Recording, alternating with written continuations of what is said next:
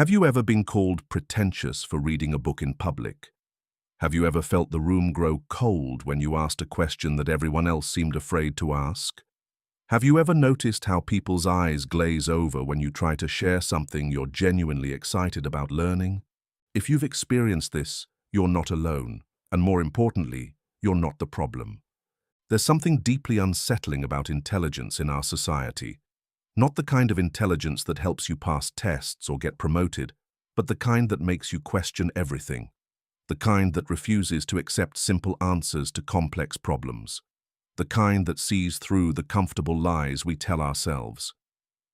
Arthur Schopenhauer understood this phenomenon better than perhaps any philosopher before or since.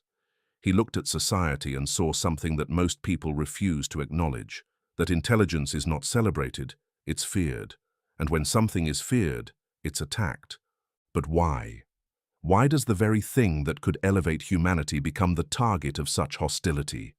Schopenhauer revealed that humanity exists in three distinct layers, like a pyramid of consciousness. At the bottom, you have the masses, people driven by basic needs, social conformity, and the desperate desire to fit in.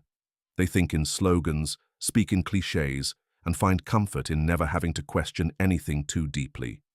In the middle, you have the talented, those who are skilled within existing systems but never dare to challenge the foundations. They're the ones who excel at following rules, who climb corporate ladders, who succeed brilliantly at playing games they never invented. And at the top, isolated and often misunderstood, are the truly intelligent, those who see beyond the veil of social convention. They're the ones who ask uncomfortable questions, who refuse to accept, because that's how it's always been done, as an answer. Here's what Schopenhauer discovered. The moment you move from the bottom two layers to the top, you become a threat. Not because you're trying to hurt anyone, but because your very existence makes others uncomfortable about their own limitations. Think about it. When you're the person who points out that the emperor has no clothes, you're not just making an observation, you're forcing everyone else to confront the fact that they've been pretending not to see the truth. And that's unforgivable. This is why intelligence triggers such violent reactions. It's not really about you at all. It's about the mirror you hold up to others without even realizing it. When you think deeply, you inadvertently reveal how shallow others have chosen to remain.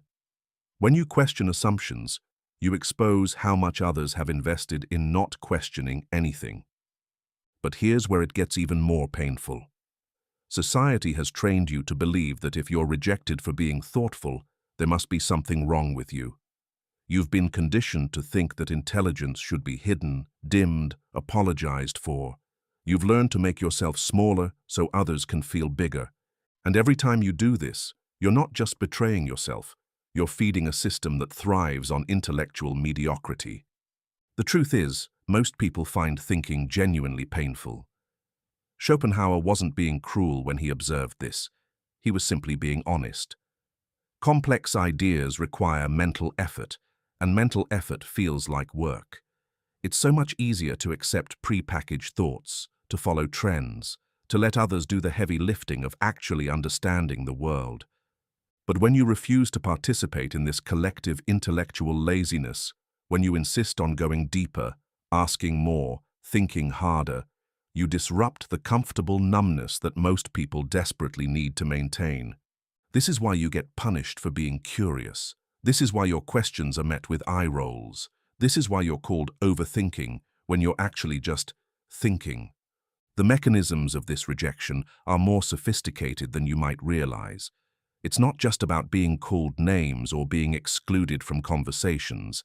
It's about something far more insidious, the systematic draining of your intellectual energy. You see, intelligent people often have something that others desperately want but can't generate themselves: genuine insight, creative solutions, deep understanding. And instead of respecting this, society has learned to extract it from you without giving anything meaningful in return.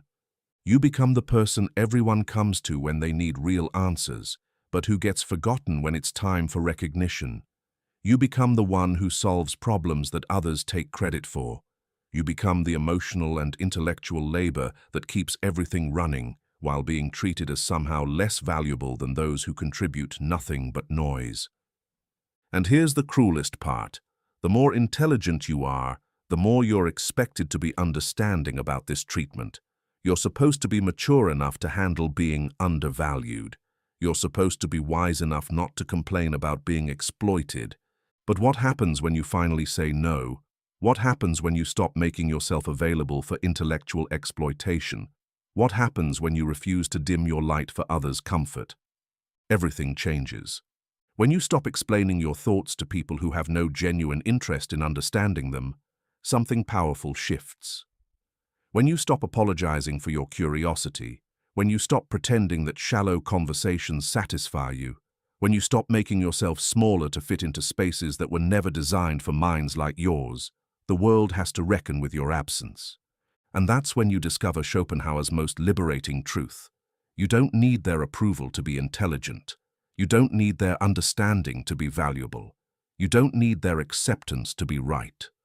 The silence that follows your withdrawal from intellectual mediocrity is not empty, it's full of possibility. It's the space where your real thoughts can finally breathe. It's where your genuine curiosity can flourish without having to justify itself to those who see wonder as a weakness. But this transformation comes with a cost. You'll lose people who never valued your mind, only your utility. You'll be called arrogant for refusing to participate in willful ignorance.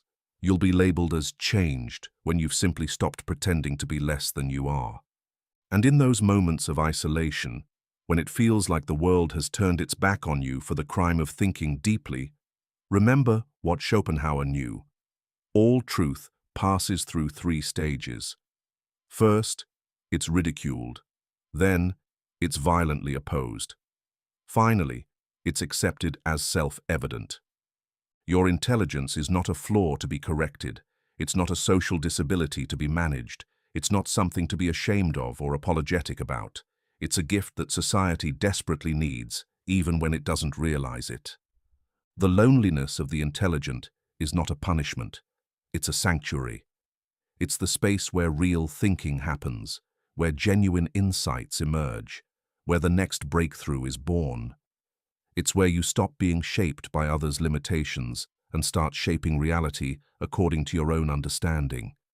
When you finally choose your intellectual integrity over social acceptance, when you decide that your thoughts matter more than others' comfort, when you refuse to participate in the collective dumbing down of human discourse, you're not just saving yourself. You're preserving something essential for the future. You're keeping alive the flame of genuine curiosity in a world that would rather extinguish it than be illuminated by it. And in that choice, in that brave decision to be fully yourself, even when it costs you everything, you discover that being hated for your intelligence is infinitely better than being loved for your willingness to be stupid. The question now is, are you ready to be misunderstood in service of truth? Are you prepared to be rejected for refusing to reject your own mind? Are you willing to stand alone in your intelligence rather than kneel in comfortable ignorance? Because once you make that choice, once you fully embrace what Schopenhauer understood about the nature of intelligence and society, everything changes. You stop being a victim of anti-intellectualism and become a guardian of genuine thought. And that, perhaps, is the most revolutionary act of all.